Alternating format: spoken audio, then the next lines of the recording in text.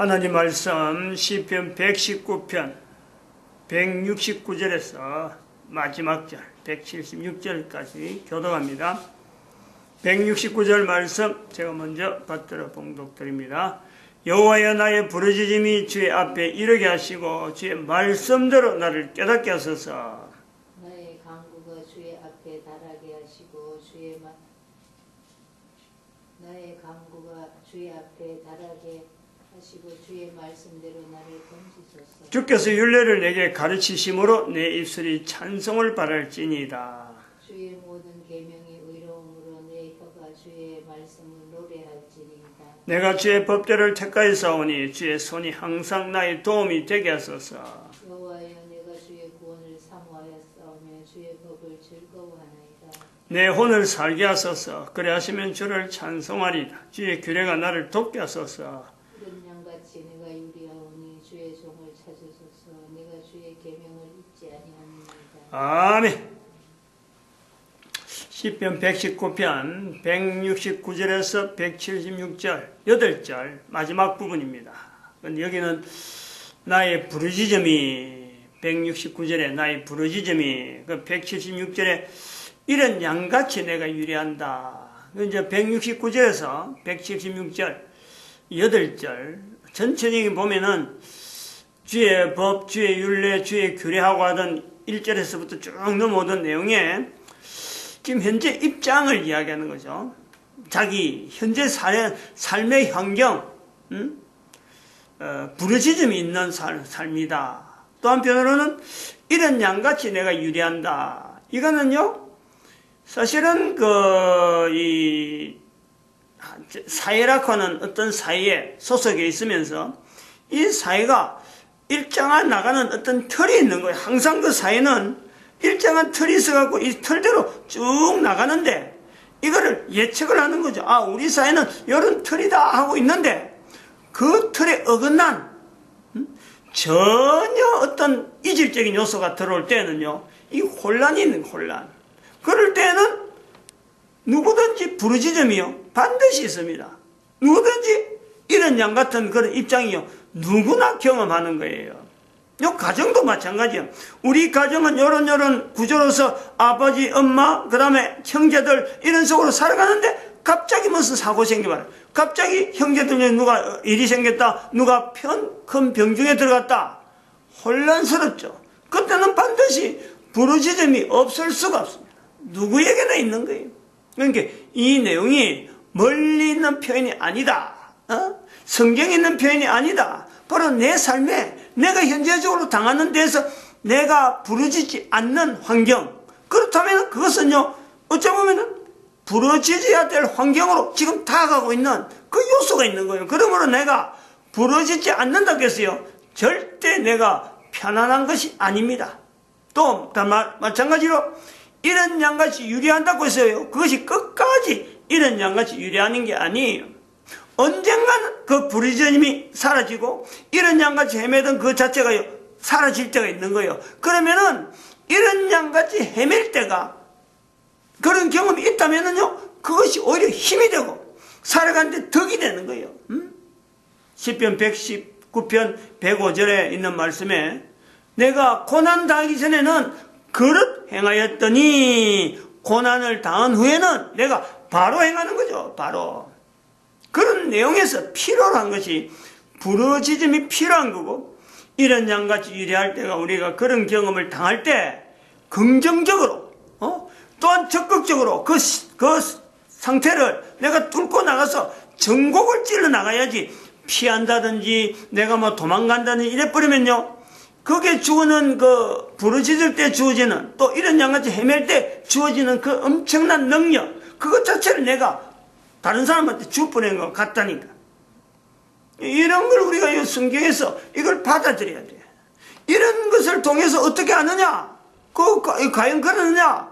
그게 1945년에 이스라엘이라는 어떤 나라가 지금 70년이 넘어왔는데 땅당한 거예요. 나라 없이 2000년을 지냈는데 지금은 땅당하게 전 세계 국가 중에서 보이고 있잖아요.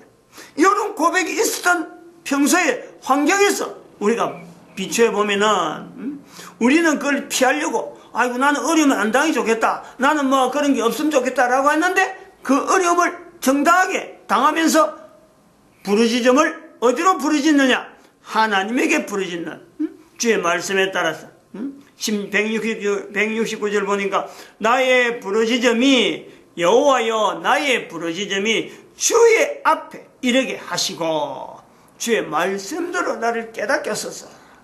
이런 고백이 있게 되면요, 이건 뭐 인간으로서는 누구나 시대를 불문하고 모든 사회가 다 똑같이 적용받는 것은 이스라엘 사회가 모델이 된다, 이렇게 볼 수 있단 말이죠. 인류 사회의 시간, 인류의 역사 시대에 이제는 우리 국가, 우리 대한민국하고 실제로 인류의 역사 시대에서 대한민국이 연결될 수 있는, 즉 성경을 근거해서 역사 시대가 들어왔다 하는 데에 우리 대한민국은 어떤 연관성이 있느냐? 우리 역사적으로 지금은 기록이 안 남아있지만은 역사적으로 분명히 흔적을 가졌던 가야 문화, 가야 시대. 그것도 뭐 가야가 뭐 한 나라가 조금만 있다 있는 게 아니고 여섯 가야래, 6대 가야래, 6가야, 그 있잖아요. 근데 이 숫자가 굉장히 의미가 있단 말이에요. 7도 할 수 있고 아니면 3도 할 수 있는데, 세 가야로 할 수 있는데 왜 6가야로 끝냈을까? 이래 되는 거예요. 더 나라를 더 할 수 있는데 왜 6가야 할까? 왜 7가야는 하지 않았을까 하는 거예요. 이런 거 하고, 그리고 또 일본이 주장하는 여러 가지 어떤 자기들이 우리 대한민국을 주장했다, 정부를 했다 할 때 그 시대가 바로 이 가야 시대예요, 가야 시대.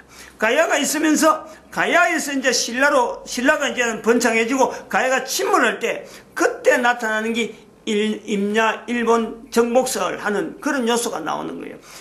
그 가야에 이제 계속해서 어떤 정복이 당하고 있던 일본이 이제는 가야가 설설히 힘을 잃으니까 그때서 힘을 내가지고 신라하고 일본하고 같이 합세해가지고 신라하고 일본하고 같이 합세해갖고 정복한 나라가 가야입니다, 가야.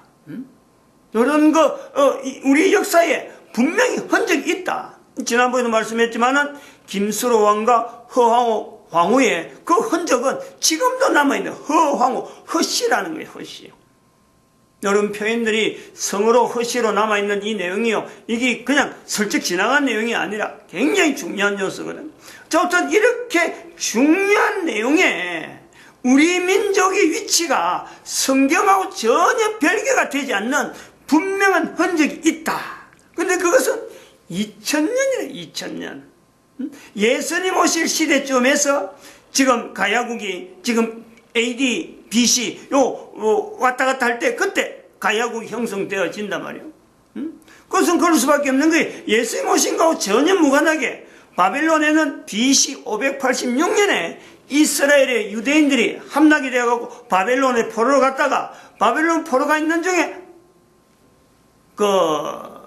페르시아가 바벨론을 정복했어요. 구태타를 일으켜서 완전히 바벨론을 없애버리고 페르시아가 점령한단 말이에요. 그건 페르시아하고 바벨론 위치가, 바벨론은 지금 위치로 보면 더 서쪽이죠, 서쪽.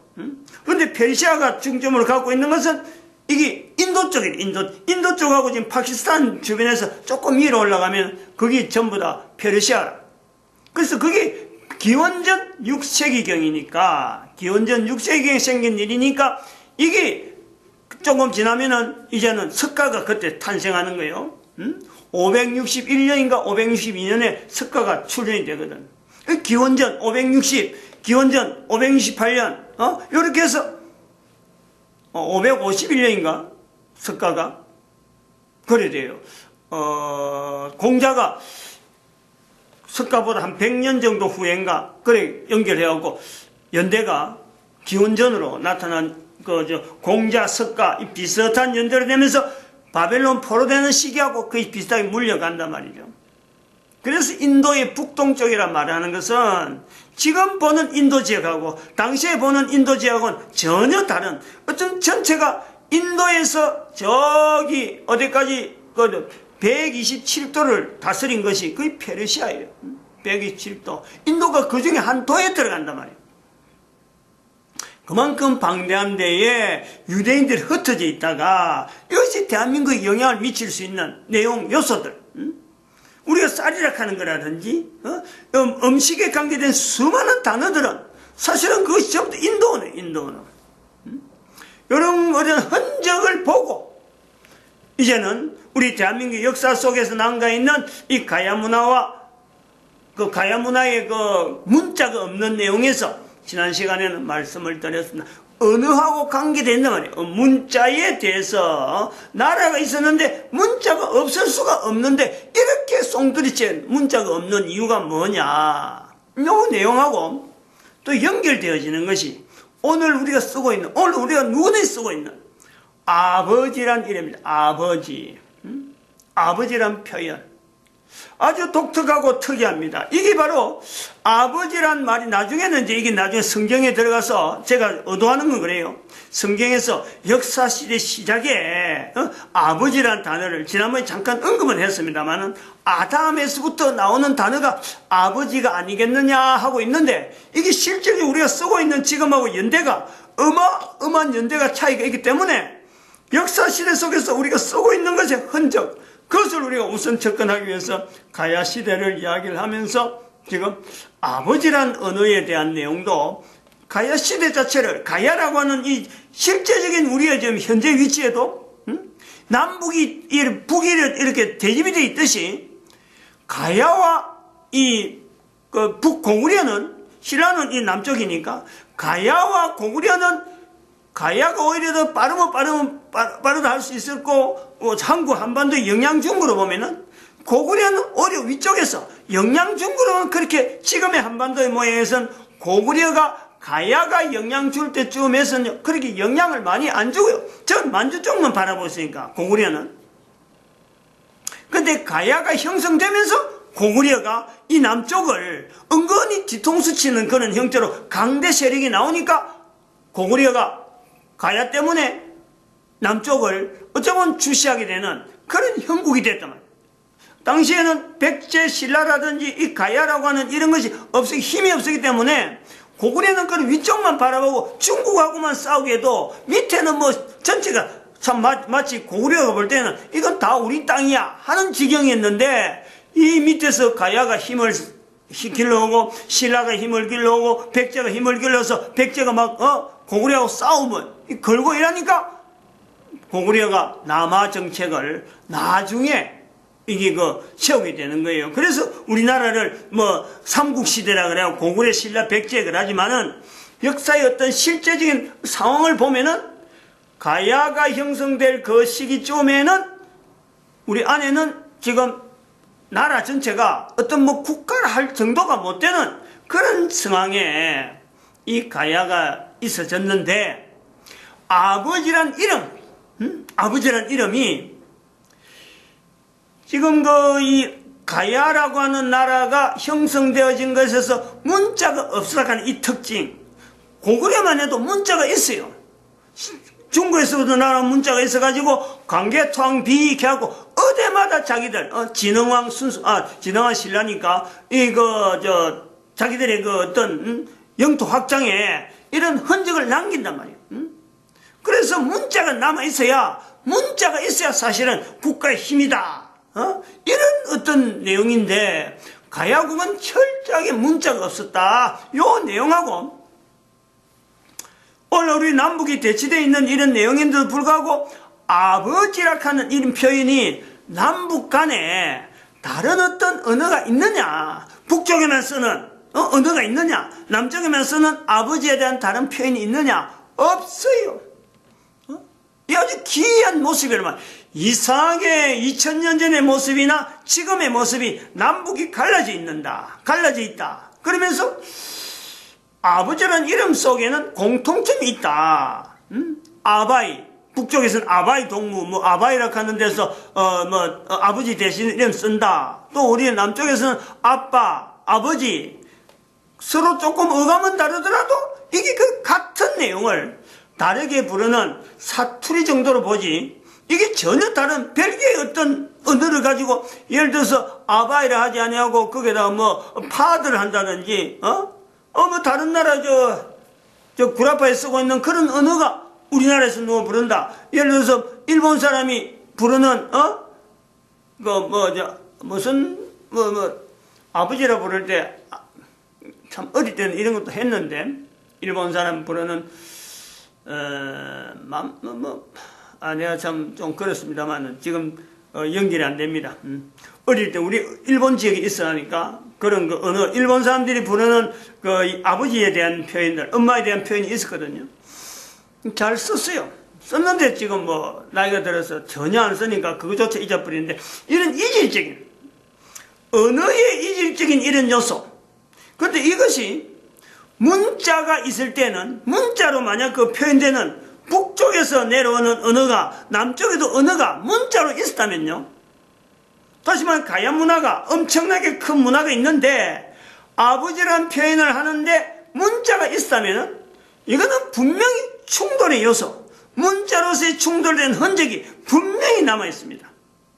그런데 문자로서의 충돌이 되어질 수밖에 없는 언어의 충돌이라는 것은 가야 문화가 문자를 안 남김으로 인해서 문자의 충돌이 없다. 문자의 충돌이 없다. 이거는 대한민국이요. 어마어마하게 큰 행운이에요. 행운. 대한민국 자체로 볼 때 역사 속에서 가야 문화가 문자로 남겼더라면 고구려하고 엄청나게 문자 충돌 때문에 서로 간의 이질적인 남북이 아마 그때부터 벌써부터 벽을 쌓을지도 몰라요. 언어가 안 맞으니까.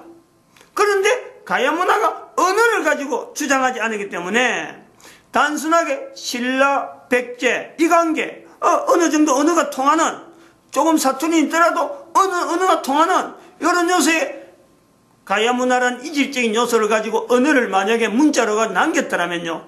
아마 대한민국은 혼란 속에 아마 엄청난 혼란이 있을 거야.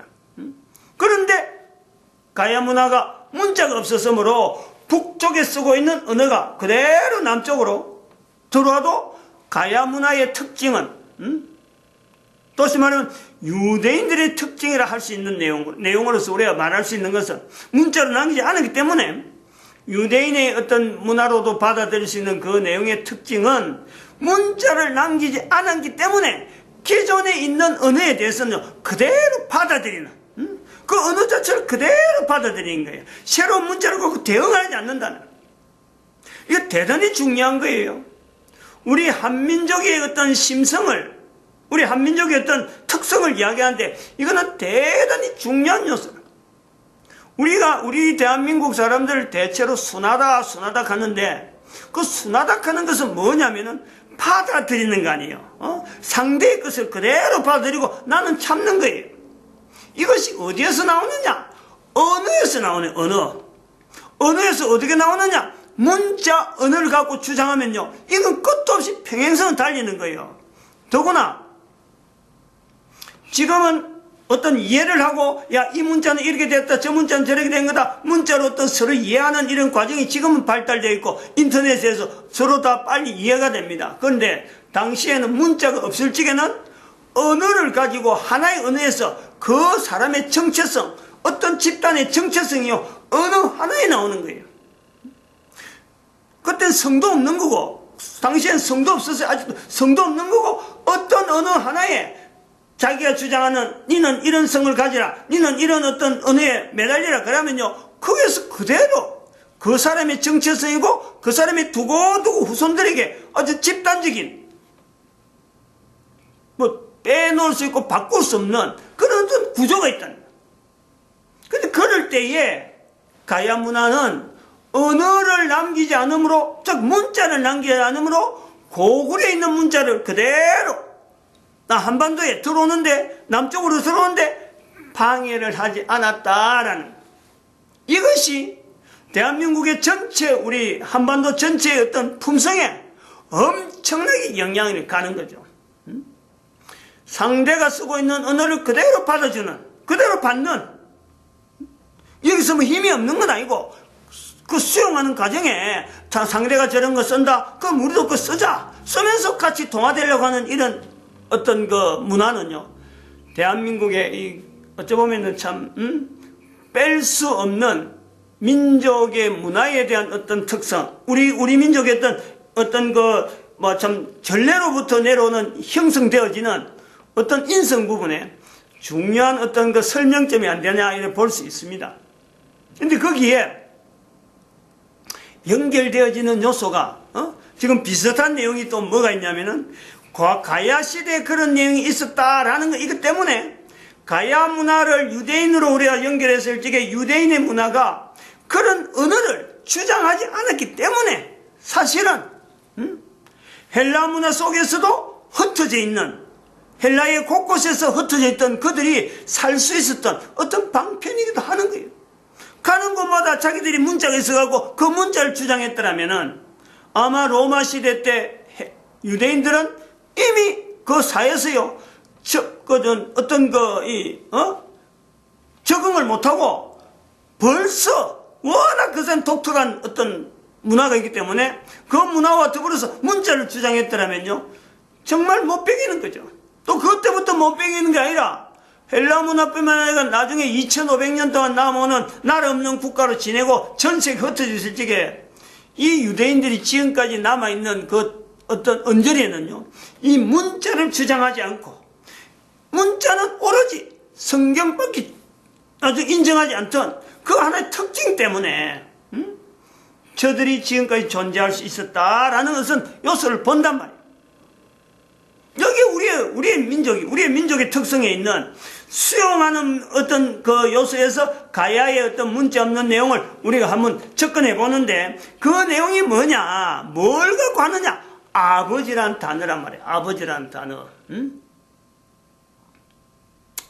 이 아버지란 단어를 가지고 우리가 참 하나의 우리 민족의 어떤 그 언어의 어떤 이 흐름에 분명히 남쪽과 북쪽이 분명히 다른 문화 속에서 이질적인 요소가 있었는데 불구하고 아버지란 언어가 같이 있다. 여기에서 우리는 또 하나 살펴볼 수 있는 것은 이 아버지란 언어를 북쪽에서 내려온 내용을 남쪽에서 그대로 수용했다 그럴 적에 아버지가 가지고 있는 의미, 그 고유한 언어가 이 북쪽에서 내려오서부터 중국이 영향을 받지 않고 고유하게 유지됐다. 이것이 아주 크게 또 우리 민족의 특성을, 우리 민족의 어떤 전체적인 인성을 대표적으로 설명할 수 있는 아주 중요한 요소죠. 이제 요 내용이 이제 결국에는 창세기에 나타나는 아담으로부터 나타났다고 할 수 있는 우리가 근거에서 아버지란 말이 나왔을 텐데, 그 아버지에 간거하고 아담이 아버지라 간거하고 그걸 그대로 유지하는 여러 가지 갈래가 있을 거예요. 아담이 하고 난 뒤에 또 누가 하고 막 이쪽 분리에서는 아버지에 대해서 어떤 표현을 하고 저쪽 분리에서 어떻게 뭐 여러 가지 갈래가 있겠지만은 그 여러 가지 갈래 우리는 다 일일이 못하지만은 우리 민족이 고구려로부터 남쪽으로 넘어오면서 아버지라는 이름에 다른 내용이 안 들어가는 이 내용을 인해서 우리 민족 전체가 가지고 있는 아버지에 대한 표현을 성경에 있는 표현으로 그대로 가져가도 무방할 수 있다 하는 이런 내용을 우리 가능성을 본단 말이에요. 요거는 이제 나중에 조금 다시 이제 정리해야 돼요. 성경 안에 들어갈 때 이 아버지의 개념이 어찌 있느냐, 이 내용을 한 번 더 설명해야 될 내용 이제 있겠지만은, 언어의 충돌 자체가 있을 때임에도 불구하고 분명히 있을 수가 있는데, 그 언어의 충돌이 분명히 있을 수 있다 없다는요, 뭘 보면 하냐면 중국을 보면 알아요. 중국의 수많은 상형 문자는 나타내는 언어를 문자로 하지 않으면 안 되기 때문에 중국에는 수많은 상형 문자가 있는 거예요. 근데 그 상형 문자 때문에 이제는 상형 문자가 필요 없이 전 나라가 통일로 해야 되는 이런 시점엔 그 많은 상형 문자가 오히려 지금은 짐으로 걸리는 거예요. 상형 문자가 있다는 것은 자기들이 생각하는 바, 자기들이 나타내는 바를 절대 다른 사람하고요, 이게 타협이 안 되는 거예요. 중국에서의 중국 사람과의 타협은 그만큼 어렵다. 왜냐하면 같은 단어를 쓰는데도 불구하고 다른 사람들이 볼 때는, 중국어를 모르는 사람들이 볼 때는 뭔가 통할 것 같다 싶었는데, 똑같은 내용을 갖고 이 사람은 이야기는 통했는데 똑같은 내용을 갖고 다른 사람이 통해보면 전혀 다르게 받아들여요. 이게 상형 문자의 특징이란 말이에요. 이 문자가 소통이라고 하는 어떤 소통의 구조에서는 문자가 있으므로 소통되는 게 좋을 것 같은데, 또 다른 한편에는 자기의 뜻을 굽히지 않고 그대로 유지한 데는요, 이게 또한 문자에 가지고 있는 힘이기도 하단 말이에요. 중국은 지금 이 어떤 갈등이, 이런 갈등이 현재적으로 내부적으로 좀 안고 있는 그런 국가체제라 그래 보는 거죠.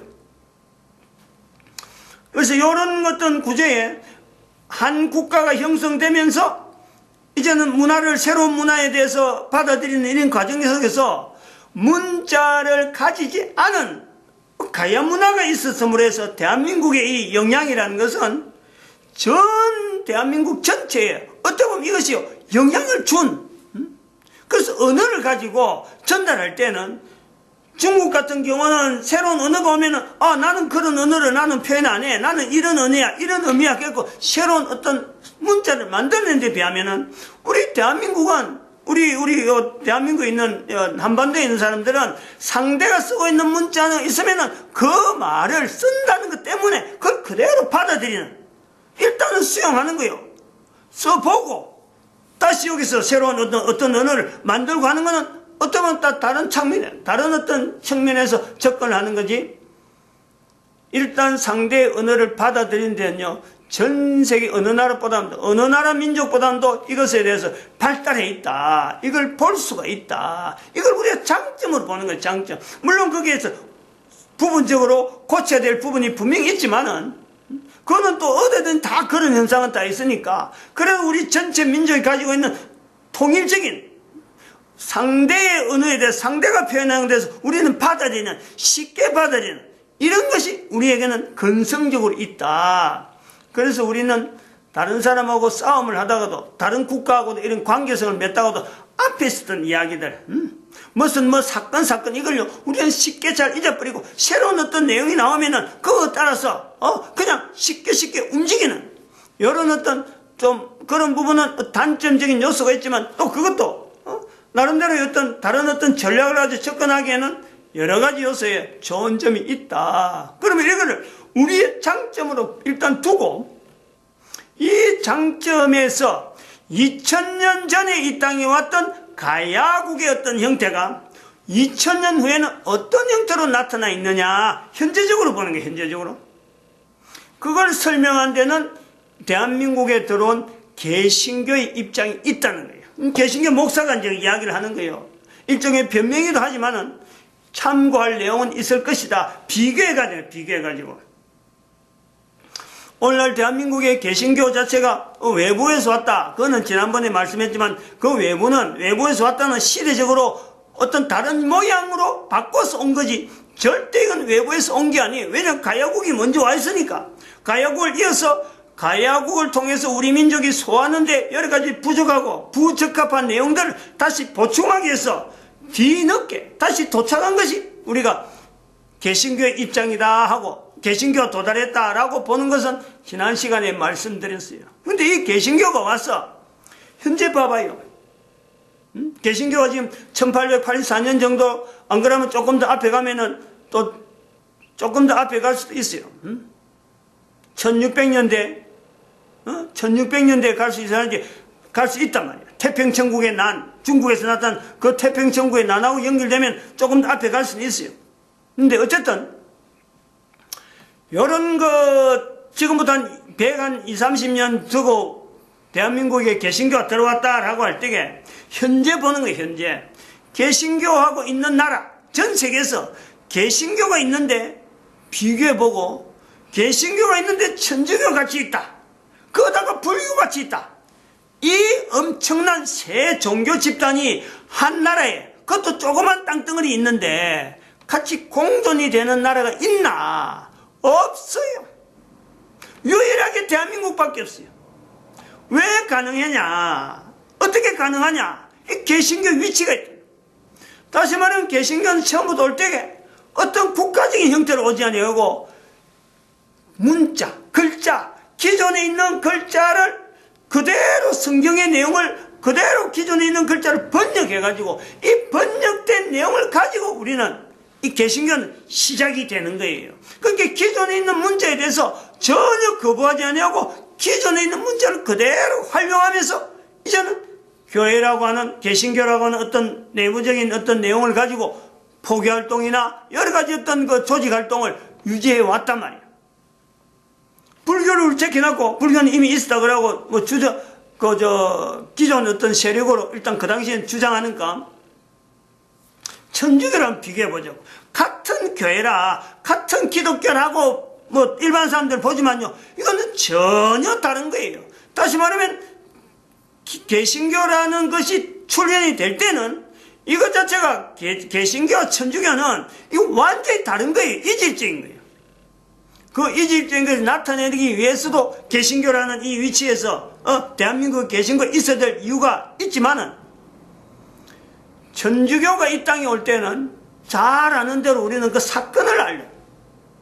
그들은 전반적으로 천주교의 세력을 가진 프랑스 힘을 가진다든지 그래가지고 대원군 아버지 묘를 막 파헤치고 기존의 문화를 그냥 말해 없애는 거예요. 기존의 문화를 자꾸 거부하고 기존의 문화를 어느 문화로 바꾸려냐? 이태리 문화로 바꾸려고 하고 교황의 문화를 바꾸려고 하고 천주교의 고유하게 흐르는 문화가 이 문화다. 바꿔라. 이름도 너희들이 영세를 받으면 이름도 다 바꿔라. 전체적인 문화를 바꾸는 거예요. 즉 언어적인, 문화적인, 문자적인 내용이에요. 충돌을 일으키는 거예요. 그렇게 하는 거예요. 다른 나라 가도 남미에 들어가는 모든 곳이나 어떤 천주교 가면은 그 문자나 그 문화를 무조건 바꾸는 거예요. 기존에 있는 그 천주교 그 문화를 하는 그 틀 속에 무조건 집어 있는 거예요. 그 집어 있는 제일 우두머리, 그걸 뭐라 부르느냐? 우리는 교황이라 부르지만, 교황이란 이름은 공식적인 어떤 이름에 우리가 이럴 때 부를 때 하는 건데, 실제로는 그 교황을 파들이라, 파들, 아버지라 부르는 거예요. 아버지라. 다시 말하면 대한민국에 있는 아버지라 하는 개념에 교황청이 가지고 있는 천주교가 가지고 있는 천주교 가에 있는 고유의 언어를 파파라는 어떤 언어로 바꾸는 거예요. 지금 우리가 신부하지만 신부는 전부 다 영어로 부를 땐 파파예요. 파파. 아버지란 말이에요. 이 아버지라는 언어를 바꾸고 있는 그 단체고 그 집단이란 말이에요. 그래서 그것은 각 나라만 다 하면서는 대한민국에 와서 개신교가 와서 개신교 어머로서 언어를 갖고 보유하고 기존 있는 걸 갖고 유지하는 어떤 이 세력이 형성되니까 그 힘이 약화돼 가지고 지금은 공존 행태로 있는데 결국 나타내고자 하는 그 내용은 정치적인 흐름으로 가야 되기 때문에 그 흐름이 계속적으로 아까도 말했지만 그 프랑스 힘을 간다, 천주교 힘의 전체적인 어떤 국가적인 힘을 가지고 대원군의 그 묘를 파헤친다, 이런 내용을 가지고 대한민국에 있는 그 성경 자체, 개신교가 가지고 있는 성경 속에 있는 하나님이라는 이 고유한 쓰고 있는 기존에 썩어서 성경 속에 많이 쓰고 있었는데 이것을 갖고 공동 번역이라 그러면서 이름을 거기에다가 영향을 미친다. 하느님이라고. 하느님이라. 기존에 있는 이름에 영향을 미치고 문자적인 영향을 가하는 것은요, 이게 천주교가 기본적으로 가지고 있는, 즉 문화를 위하는 듯 하면서 자기들의 문화를, 자기들의 문화를 가는 건 사실은 정치 문화죠. 개신교가 등장할 때 벌써 천주교는 이게 정치적인 집단으로 봐야 되는 요소가 있단 말이에요. 이것을 천주교가 먼저 들어오고 개신교가 나중에 들어오면서 천주교의 정치적인 집단의 이 형태를 개신교가 있으면서 어떤 중간 매체를 나름대로 완충 작업하는 거예요. 대한민국 전체에서 일어나는 어떤 문화적인 충격에 완충 작업을 개신교가 해왔다라고 보는 거죠. 완충 작업이라는 것은 어떤 기존에 있는 내용과 새로운 것에 대한 충돌이 일어나는데 양쪽 다 어떤 입장을 가지고 중간 위치에서 나타내는 국가 전체 안녕을 위하고 또 어떤 국가 전체가 가진 사명을 2000년 전에 이 땅에 가야국이 생긴 것과 2000년 후에 개신교가 들어온 의미를 그렇게 연결하고 있단 말이에요. 오늘날에도 이 천주교가 정치적인 어떤 형태를 나타내는 요소 크게는 두 가지 있어요. 하나는 지금 박근혜 전 대통령이 탄핵당한 요소도 사실은 알고 보면은 이 교황청하고 연결되어진 요소가 있어요. 제가 볼 땐 그래 보는 거예요. 박근혜 대통령 재임 기간 중에 교황이 와서 흰옷을 입고 아주 어젓하게 뻘뻘거리 다녔다고. 펄펄거리면서 이까에 만민의 미소를 띠고 제가 굉장히 부정적으로 이야기했어요. 대한민국에 뭔가 재앙이 있을 것 같다. 정치적인 집단이 왔기 때문에 그러면서 자기는 만민의 승리했다 하는 뜻으로 막 활보치고 다니는 거예요. 그래서 제가 제 개인의 입장을 얘기해서 미안합니다만은 박근혜 대통령이 잘못하고 있다. 그래서 이번에 중간에 탄핵당한 것도 어떻게 보면 박근혜 대통령한테는요, 이게 잘 된 거예요. 그 정도에서 끝나 다행이래. 오히려 정치적으로 교황청하고 직접적으로 어떤 나타난 그것이 안 나타나고 그냥 개인적으로 최순실이라는 이름 앞에 서로 연결되어갖고 이게 사적인 어떤 내용으로 끝이 나서 다행이지. 이게 조금 더 비약하면요, 마치 우리가 잘 알지만은 미국의 케네디 대통령이 천주교 교인이었거든. 미국 사람들이 그걸 못 보는 거예요. 그게 암살당하는 거죠. 그런 흉악한 꼴을 안 보니까 천만 다행이다 본단 말이에요. 또 하나 더 있어요. 올해 이달에 오늘이 4일이잖아요. 2월 1일 목요일날 오늘 텔레비전 나오대요. 오늘 텔레비전. 천주교 서울대교구 사제 부제 석품일인데 아니 그 장소가 없어서 서울 고척동에 스카이 무슨 빌딩? 스카이 무슨 어떤 경기장인데 그 엄청난 경기장을 빌려갖고 거기서 텔레비전 방송하면서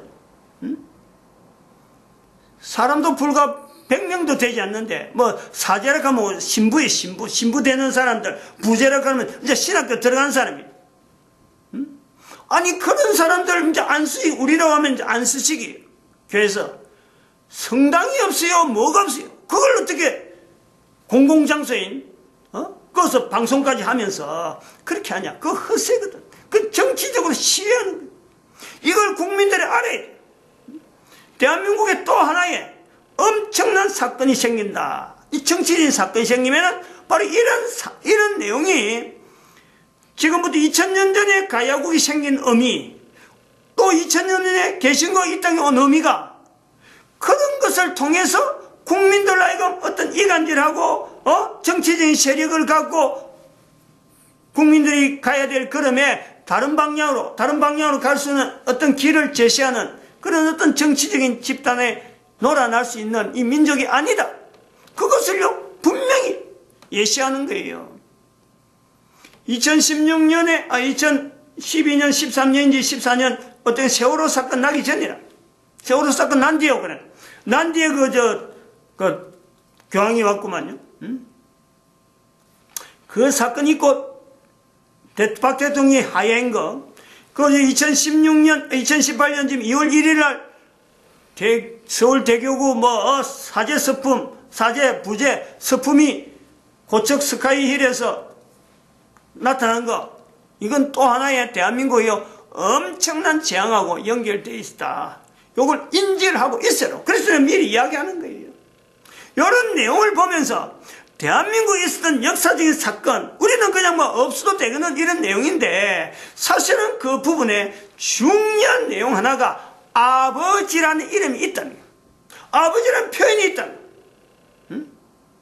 이 아버지라는 표현이 전 세계적으로 우리가 다 살펴보지 못했지만 모든 세계에 흩어져 있는 곳곳에 아버지라는 표현을 쓰는데 유독이 지금 헬라어 근거로 되어지는 저쪽으로 넘어가면은 그것에는 아버지란 말을 안 쓴다 할 수 있어요. 헬라어 계통으로, 라틴어 계통으로. 그 계통은요 아버지란 표현을 안 써요. 그런데 묘하게도 따져보면 그래, 찾아가 보면 그래요. 이슬람이고 뭐고 어느 전 지역에 헬라어를 쓰는 사람들 제외하고 모든 지역에는요, 적어도 아바이, 아빠, 아버지, 이런 표현을 다 소통이 되는 거예요. 민족마다. 확인해 보면 돼요. 저도 텔레비전 가끔 나오는 걸 외국에 다니는 사람들이 이 표현한 말을 듣고, 저기도 저런 말 쓰네, 저기도 저런 말 쓰는 정도고, 지역 자체에서 어디가 어디다, 이건 분명히 제시하지 못하지만 제가 그 여행한 사람들을 통해서 내가 들은 거예요. 텔레비전 나올 때마다 나름대로 내가 깜짝 놀라는 요소가 있었단 말이에요. 근데 연구해 보면은 분명히 헬라어를 근거해서 나타나는 그 내용 아니면은 거의 대부분 지역에는요, 이 아버지란 표현이 통일적으로 나타난다. 거의 이거는 법령어다, 법령어. 전 세계 공용어다. 그 내용의 아버지란 개념이 지금의 교황이 파들, 대문자로 더 파들, 이 교황이에요. 교황을 할 때 더를 앞에 붙이고 더 파들 이래갖고 FATHER 전부 대문자를 쓰면요, 이 교황을 나타내. 파들은 영어인데 한글로 번역하면 아버지라는 뜻. 그런 위치에 있다, 교황이. 이렇기 때문에 이 아버지라는 이름 때문에 이걸 도용하고 있는 사람은, 아버지라는 뜻은 고유한 뜻이 있는데 이 고유한 뜻을 인간인 사람이 그걸 어떤 자리를 대신하려고 할 때 하나님께서 싫어하는 그 단어가 아버지라는 말이 있다. 이 단어를 창세기에 엮기 전에 우리가 이 단어가 가진 의미가 얼마나 신중한지를 우리가 봐야 되는 거예요. 왜 교황이 아버지라는 자리, 그 분명히 파들이 아버지인 줄 아는데도 불구하고 왜 아버지를 고소하는지, 왜 고소하려고 하니 그 자리에 꼭 가야 되는지, 그거는요, 예수님이 이 땅에 오셔가지고 사람들이, 제자들이 하나님에게 어떻게 기도하면 되겠습니까? 라고 물었을 적에 예수님께서 나타나는, 이렇게 너희는 이렇게 기도하라 하고 누가복음에 나타난 표현에 하늘에 계신 아버지여 라고 표현합니다.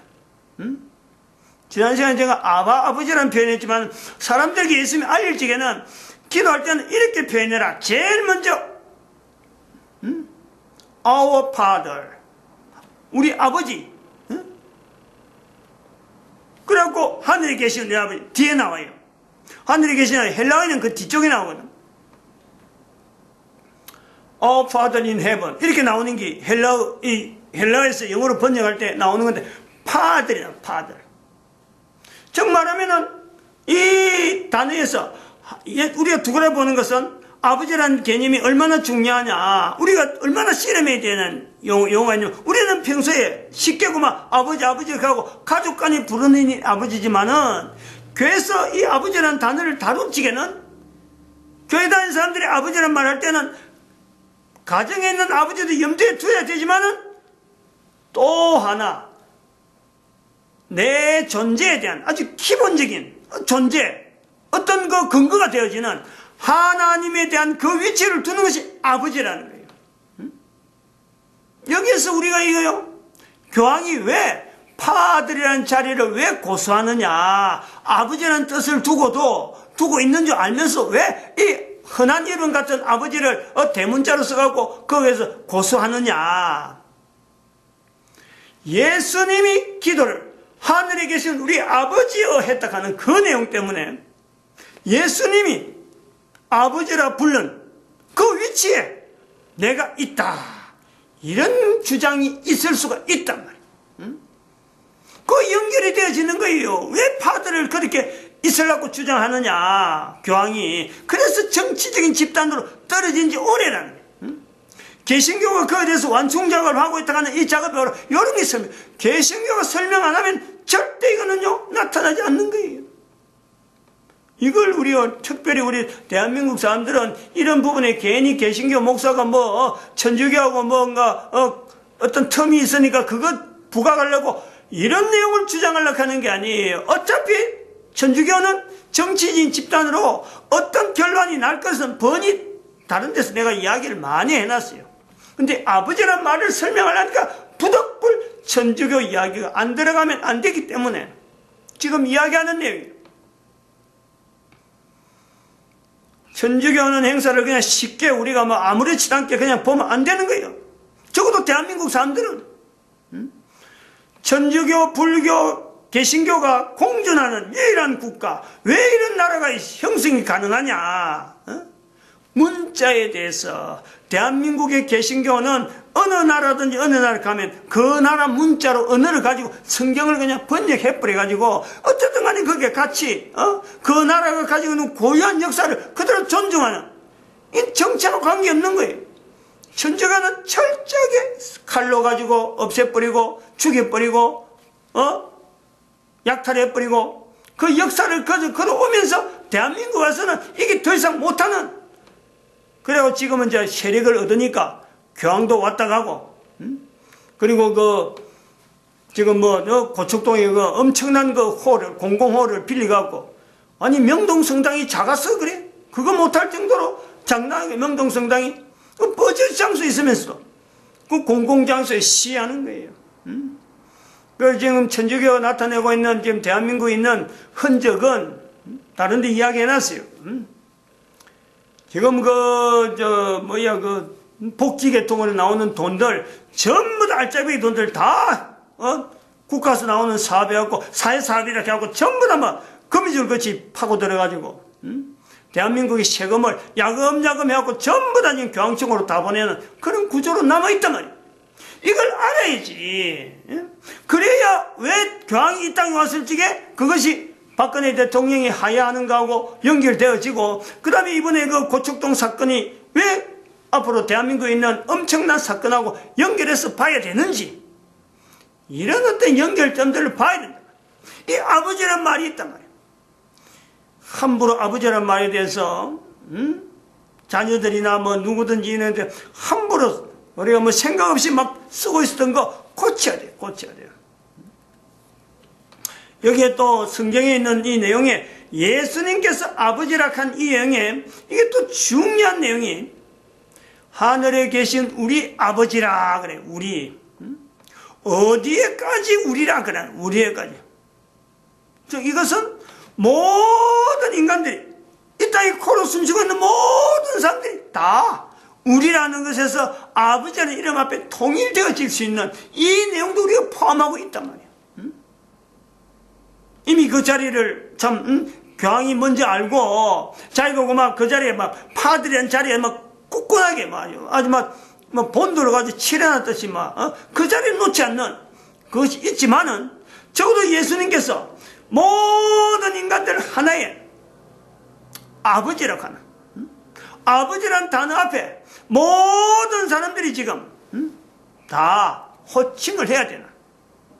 하나님하고 호칭하는 건 다릅니다. 아버지라는 것은 모든 사람이 자국의 언어를 가지고 아버지를, 자기 집에 자기가 출생할 때 있었던 그 아버지를 두고, 염두에 두고 자기의 존재를 하나님과 연결할 수 있는 너무나 보편적이고 너무나 쉬운 단어, 누구나 할 수 있는 단어, 그거 못해갖고 하나님 못 부른다, 이런 사람이 없도록 예수님께서 우리에게요 안내를 하신 거란 말이에요. 두 가지 개념에 하나님에 대한 고유한 단어에 대한 어떤 의미가, 아버지, 우리가 그 부모의 개념에서 아버지라는 개념을 두고 있는 그 개념에서 연결해서 하나님이라 부르는 그 개념이 있다. 그렇다면은